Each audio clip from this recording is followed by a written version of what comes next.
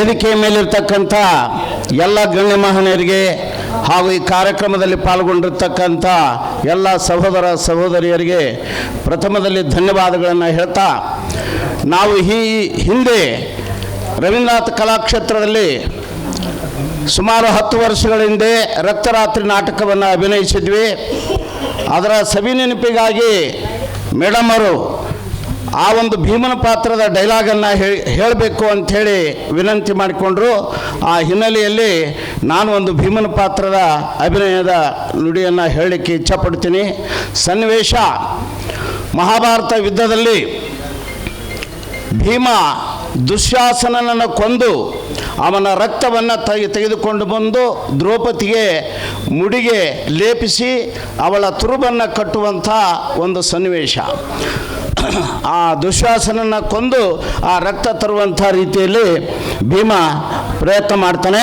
ಆ ಒಂದು ಡೈಲಾಗ್ ನೋಡಲು ಬೆದರಿ ಬಚ್ಚಿದ ಬಬಲಿನ ಸೇನಾನಿಗಳೆಂಬ ಮದ್ದಾನೆಗಳು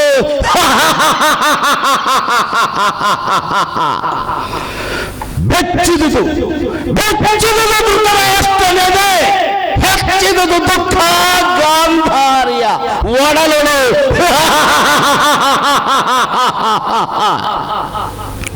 ಹರಿ ವಜ್ರ ಕಂಠದ ಭೀಮೋರಗನ ವೀರ ಭಕ್ತಿಗಳು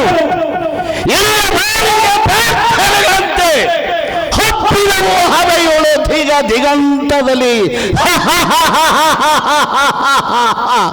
ದಿಗಂತದಲ್ಲಿ ಯಾರು? ಓ ಪಾಂಚಾಲಿ ಬಾದೇವಿ ಬಾ. ಹೇಗಿದೆ ನೋಡು ದುಶ್ಯಾಸನನ ವಕ್ಷಸ್ಥಳದ ನೆತ್ತರು. ಒಂದಿನ ಸೆಳೆಸೀರಿಯ ಸಮಯದಲ್ಲಿ ಸ್ವಕ್ಕಿನಿಂದ ಮೆರಳ ದುಶ್ಯಾಸನನ ಹೇಗಿದೆ ಹೇಳು. ಈಗ ಇದೇ ನಿನಗೆ ಬಾಚಣಿಕೆ. ಹೇಗಿದೆ ಹೇಳು ದುಶ್ಯಾಸನನ ಹಲ್ಲುಗಳ ಅಡಿಗೆ. ಆದರೆ ದೇವಿ, ಇನ್ನೊಂದು ಕನ್ನಡನೆಂಬ ಕಾಡಾನೆ ಉಳಿದಿದೆ.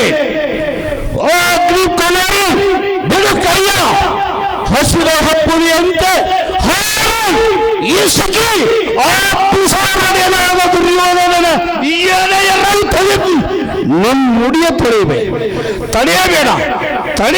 ತಾಮ್ರಾಕ್ಷಿ. ದಯವಿಟ್ಟು ಶಾಂತರಾಗಿರಿ. ಏನು ಈ ರೌದ್ರ ಭೀಮನು ಶಾಂತನಾಗಬೇಕೆ? ಆದರೆ ಇನ್ನಷ್ಟು ಗಳಿಗೆ ಅವಕಾಶ. ಧರ್ಮರಾಜನ ಆಜ್ಞೆ ಆಗುವವರೆಗೂ ಆದರೂ ಶಾಂತನಾಗಿರಬೇಕೆ? ಆಗಲಿ ದೇವಿ.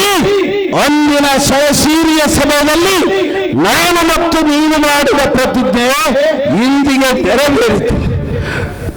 ದುಶ್ಯಾಸನನನ್ನು ಕೊಂದು ನನ್ನ ಸಂಕಲ್ಪವನ್ನು ನೆರವೇರಿಸುವೆ. ಬರುವೆ ದೇವಿ, ನಿನ್ನ ಆಜ್ಞೆ ಆಗುವವರೆಗೂ ಶಾಂತನಾಗಿರುವೆ. ದಯವಿಟ್ಟು ನಮ್ಮ ವೇದಿಕೆ ಮೇಲೆ ಇರ್ತಕ್ಕಂಥ ಗಣ್ಯರು ಅವರು ಆಸೀನರಾಗಿರಬೇಕು. ಯಾಕಂದರೆ ಭಾಳ ಜನ ಕಲಾವಿದರು ಬಂದರೆ ಅವ್ರು ಹಾಡಾಡಬೇಕು ಅಂಥೇಳಿ ಇಚ್ಛಾಪಡ್ತಾರೆ. ತಾವು ಮಧ್ಯದಲ್ಲಿ ಹೋದರೆ ಈ ಸಭೆ ಚೆನ್ನಾಗಿ ಆಗೋದಿಲ್ಲ.